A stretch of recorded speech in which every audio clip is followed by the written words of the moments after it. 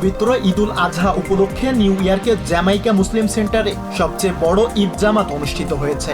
Jamaica Muslim centre সহ অধিকাংশ মসজিদ, মাঠ ও খোলা জায়গায় শুক্রবার সকাল ৮টায় ঈদের জামাত অনুষ্ঠিত হয়েছে।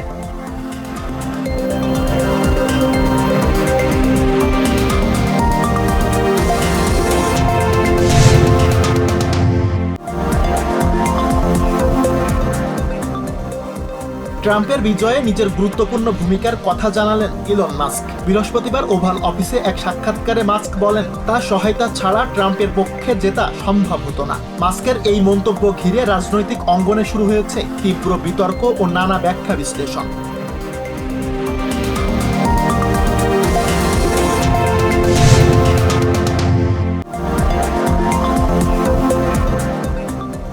হার্ভার্ড বিশ্ববিদ্যালয়ের বিরুদ্ধে এবার আরও কঠোর হচ্ছেন প্রেসিডেন্ট ডোনাল্ড ট্রাম্প। সর্বশেষ পদক্ষেপ হিসেবে বিশ্ববিদ্যালয়টিতে পড়তে ইচ্ছুক বিদেশি শিক্ষার্থীদের আগামী ৬ মাস ভিসা না দেওয়ার সিদ্ধান্ত নিয়েছে ট্রাম্প প্রশাসন।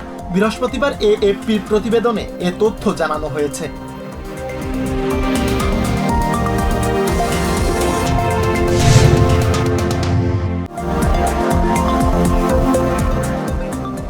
আন্তর্জাতিক অপরাধ আদালত আইসিসির ৪ জন বিচারকের ওপর নিষেধাজ্ঞা আরোপ করেছে ট্রাম্প প্রশাসন। এই বিচারকরা আফগানিস্তানে যুদ্ধাপরাধ এবং মানবতা বিরোধী অপরাধের তদন্তে আমেরিকান সেনা সদস্যদের বিরুদ্ধে অভিযোগ অনুসন্ধানের সঙ্গে যুক্ত ছিলেন।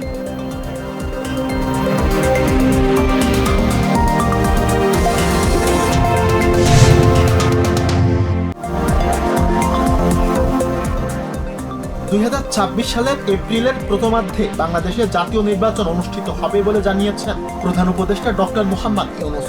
এছাড়া জুলাইতে হবে জুলাই সনদ।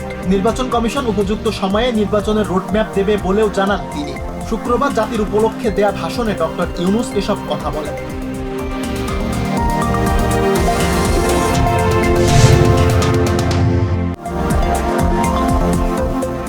প্রধান উপদেষ্টা নির্বাচনের ঘোষণার প্রতিক্রিয়ায় বিএনপির স্থায়ী কমিটির সদস্য আমির খসরু মাহমুদ চৌধুরী বলেছেন, এই ঘোষণা প্রশ্নবিদ্ধ। তিনি বলেন, যেখানে ৯০% রাজনৈতিক দল ডিসেম্বরের মধ্যে নির্বাচনের দাবি জানিয়েছে, সেই দাবিকে পাশ কাটিয়ে নির্বাচন অনুষ্ঠানের ঘোষণায় প্রশ্ন ওঠাই স্বাভাবিক।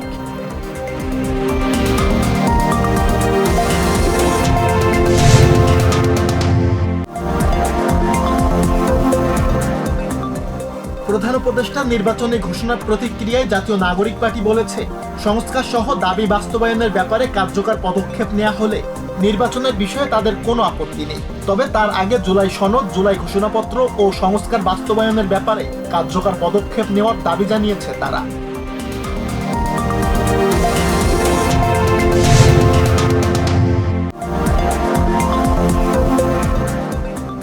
রাজধানী ঢাকার নিরাপত্তায় ৫০০ পেট্রোল টিম কাজ করবে বলে জানিয়েছেন স্বরাষ্ট্র উপদেষ্টা জাহাঙ্গীর আলম চৌধুরী। তিনি বলেন, এবার ঢাকার নিরাপত্তা নিয়ে শতভাগ আত্মবিশ্বাসী সরকার। শুক্রবার জাতীয় ঈদগাহ মাঠে নিরাপত্তা ব্যবস্থা পরিদর্শন শেষে সাংবাদিকদের এসব কথা বলেন তিনি।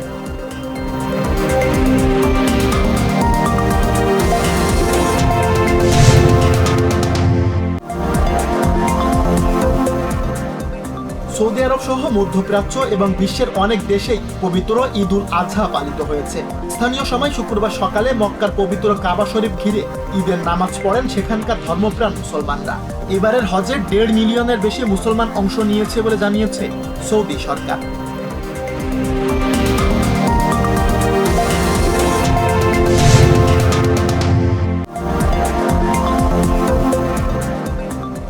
আইপিএলে শিরোপা উদযাপন করতে গিয়ে রয়্যাল চ্যালেঞ্জার্স বেঙ্গালুরু আরসিবি সমর্থকদের ভিড়ে পদদলিত হয়ে ১১ জন নিহত ও ৭৫ জন আহত হয়। এই মর্মান্তিক ঘটনার জেরে আরসিবি শীর্ষ মার্কেটিং কর্মকর্তা নিখিল সোশালে সহ মোট ৪ জনকে গ্রেপ্তার করেছে বেঙ্গালুরু পুলিশ।